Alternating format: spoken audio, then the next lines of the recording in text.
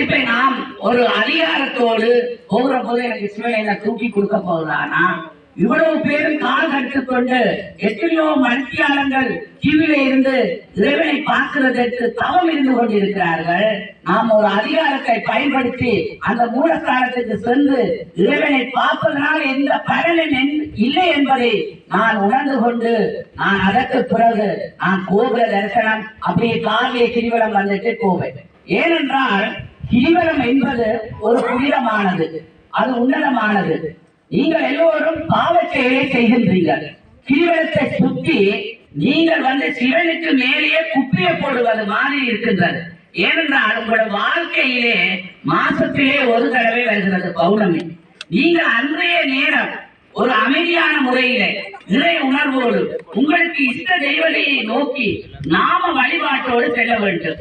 ஆனா இந்த நாள் அவர் சுத்தி வாழ்த்துக்கையில அளவடி சாப்பிடுவது, அந்த குப்பி அப்படியே போடுவது, இப்படியே பண்ணிட்டு இருப்பதனால் உங்களுக்கு ஒரு கர்மாதான் வருமொழியே ஒரு புண்ணியமே கிடையாது.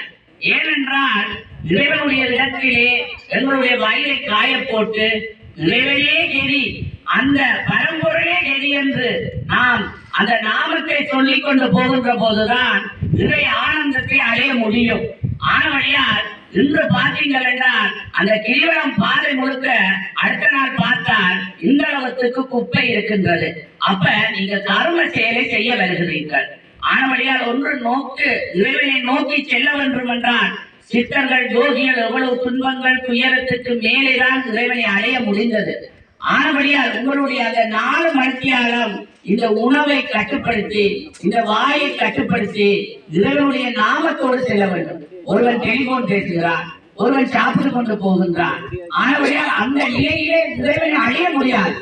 தவறான ஒரு பாதையிலே எல்லோரும் சென்று கொண்டு இருக்கின்றோம். இப்ப கிரிவலம் என்பது ஒரு பிரச்சனா போயிட்டு ஒரு எல்லாரும் போனா அங்க ஒரு பெருமைக்கு போற மாதிரி அண்ணாமலை கிரிவலம் போறோம், அண்ணாமலை கிரிவலம் போறோம் என்று ஒரு பெருமைக்கு போகிறவங்களுடைய உண்மையான பக்தி கிடையாது. உண்மையான இறைவன் எப்படி இருக்கின்றான்னா, எந்த சித்தர்கள் இருக்கிறாருன்னா அமைதியான பூங்காவில் தான் சித்தர் இருப்ப. இவ்வளவு கூட்டத்தையும் கண்ட சித்தர் எல்லாம் ஓடிடுவார்கள். ஏன்னா அவர்களுக்கு இரவு பகலாகவும் பகல் இரவாகவும் இருக்கின்றன. சித்தர்கள் எப்பை நடமாடுகிறார்கள் என்றால் மக்கள் நடமாடும் இல்லாத நேரத்தில் தான் சித்தர்கள் நடமாடிக் கொண்டிருப்பார்கள். இதை நன்கு புரிஞ்சிருக்க வேண்டும்.